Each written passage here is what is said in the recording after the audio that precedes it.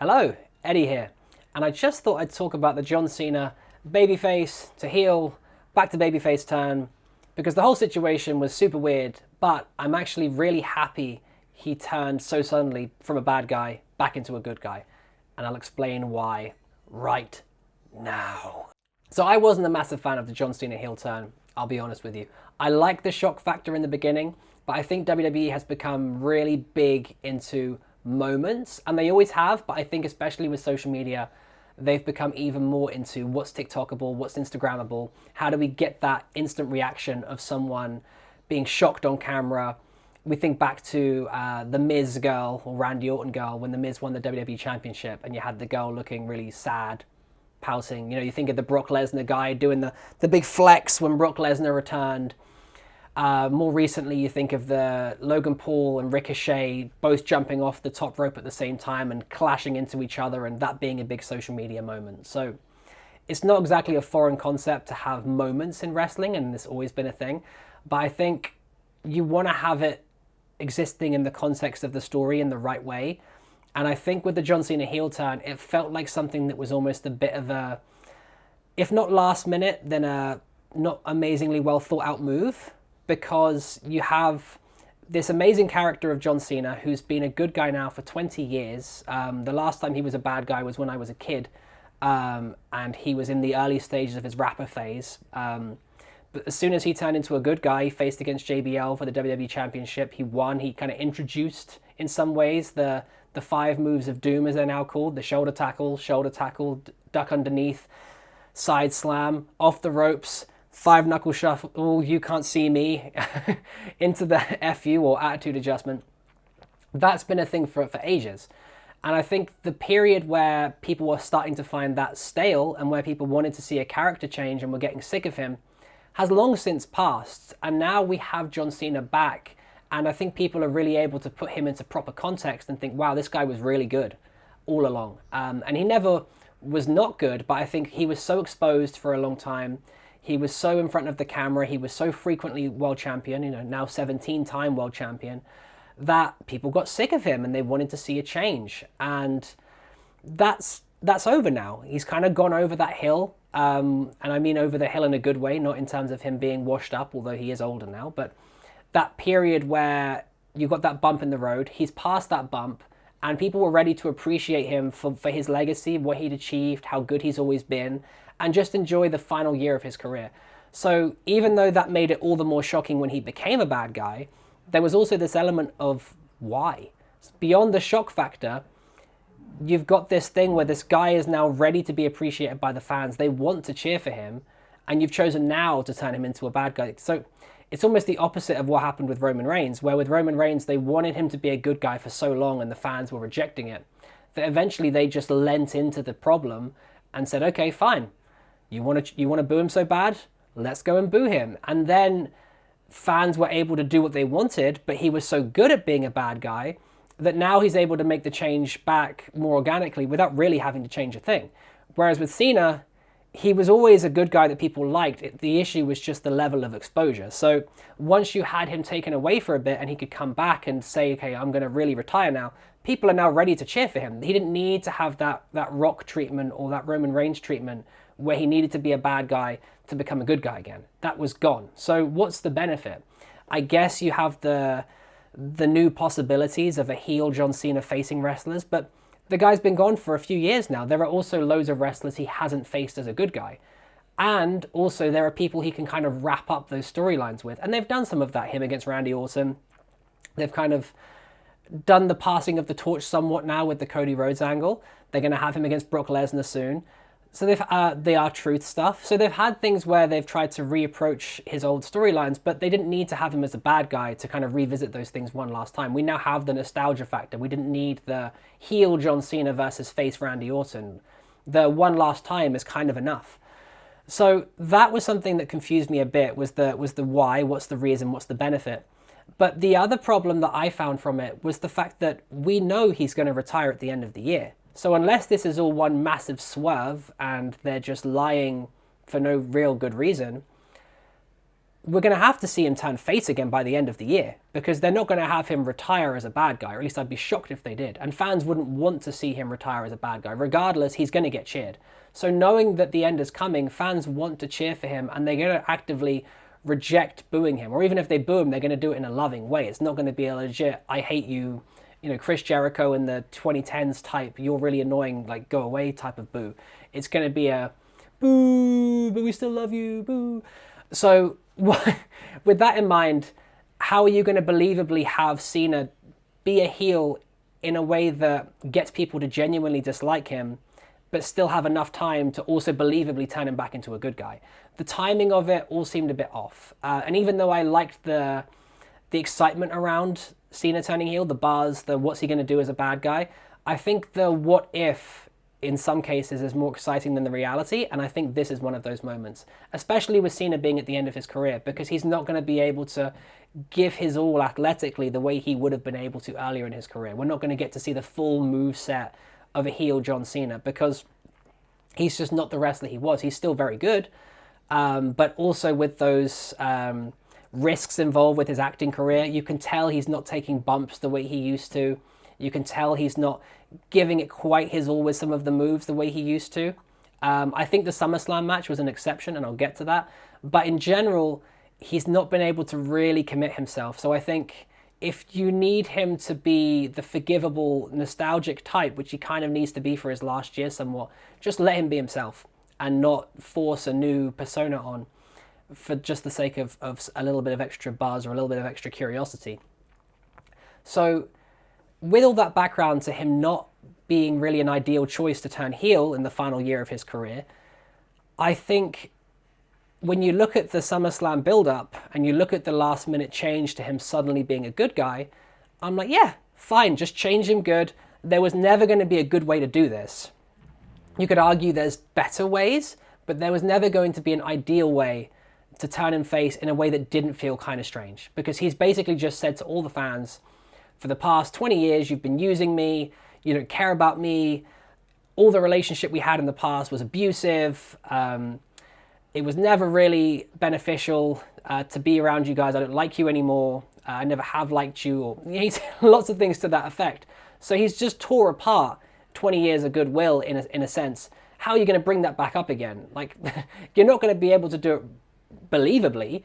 So you've just got to, unless you had him as like the vulnerable type where, Sami Zayn bloodline situation or Jey Uso bloodline situation where it feels like he's been manipulated by The Rock, you could maybe get away with that. But John Cena is such a big star, he's got so much money, it's like, why would this be necessary? Why is he selling his soul to win a 17th world championship? It's all a bit strange. So I was kind of just like, yeah, if you can't do it in a way that's legit, let's just do it as quickly as possible and try to sweep it under the rug. And that's kind of what they did. And that's fine by me. So the promo on SmackDown before SummerSlam I thought was really good. It didn't make full sense in the context of the story, but in terms of it being well done, in terms of it being done with passion, in terms of Cena managing to still have the crowd in his hands and get them to go from booing to cheering, was great. I think it helps that the fans want to cheer him. So I think sometimes as well, it's like lean into what the fans already want.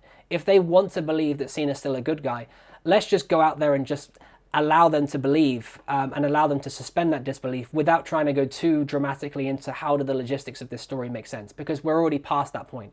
So I thought, yeah, this was a good idea to just sweep it under the rug, turn him back into a good guy. I was fine with that. And then the SummerSlam match I also thought was really good. I thought it was a bit too long, but that's been the case with a few of the matches for SummerSlam. I didn't think it needed to be that long. I thought there were too many false finishes, but to see Cena again doing his full moveset, I thought he really put a lot of conviction and energy into that match, which I thought was great. I thought Cody Rhodes was fantastic. He's not let anyone down with a match now for years, which I think is a very impressive resume to have, or reputation to have. He's kind of now in that Seth Rollins camp of, regardless of what you think of the promos or the character, you're going to get a good match at the end of it, or they're going to give you 100%. You're going to see the full arsenal of their moves. They're going to do it with full pace, full conviction.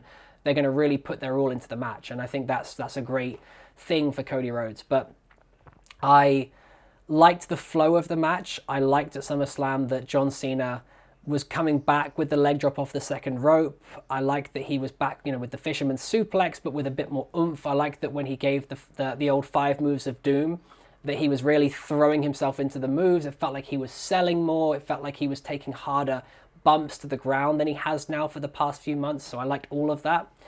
I just think there were 5 different attitude adjustments. I don't know how many there were, 3 to 5.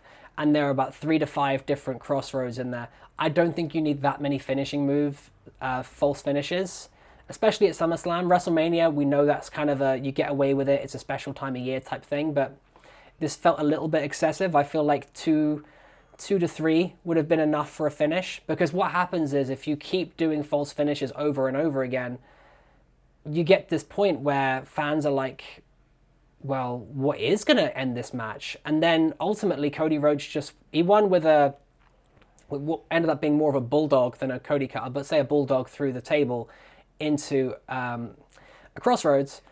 But when they just hit each other with every piece of furniture around the outside of the ring and hit about 50 different finishing moves, you think, oh, he's won now? So there isn't really that natural build anymore, because there isn't the expectation that a pin's going to come. So I think that can take away from the finish a little bit.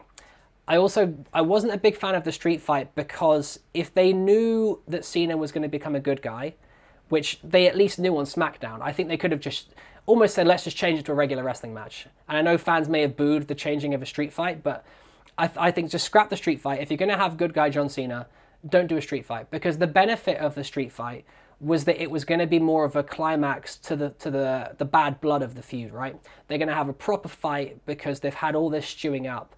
Now, if they respect each other now, and John Cena's a good guy, what's the benefit of having all this stuff to hit each other with? And you saw that with Cody Rhodes hitting John Cena with the turnbuckle. In story, if Cena was still a bad guy, yeah, this is the full circle moment where, because Cena hit him with the championship at WrestleMania and Cody Rhodes wouldn't do it, now if Cena was still a bad guy, you can go, okay, he's showing that he's not afraid to go the extra mile and to really put aside his ethics, I guess, or to at least take the steps needed to beat someone who's willing to fight dirty. To maybe fight fire with fire is a better way of putting it. But when Cena's a good guy, you're like, oh, you've just taken our new hero and you're beating him over the head with a metal turnbuckle. Boo! Like what? Like there's no, it doesn't look good anymore. It doesn't look like it's a nice characteristic or something that fans want to see. So I just think scrap the street fight. I thought the best parts of the match happened in the ring. I thought they happened when the furniture and all the other stuff wasn't involved. Plus there was 50 other examples of all these weapons being used throughout the pay-per-view. It just felt like a little much to me.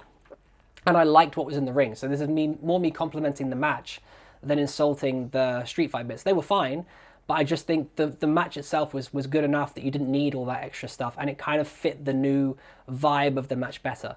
So if I was going to change anything about the way that Cena turned face again, I think one of them would have been that he would have asked Cody Rhodes for a regular match at SummerSlam and said, listen, I know the contract's been signed, I'm going to honor it, but I want to have a proper wrestling match with you. I want to show you one time that the real John Cena can beat Cody Rhodes. I don't want to have to go the dirty route to do it.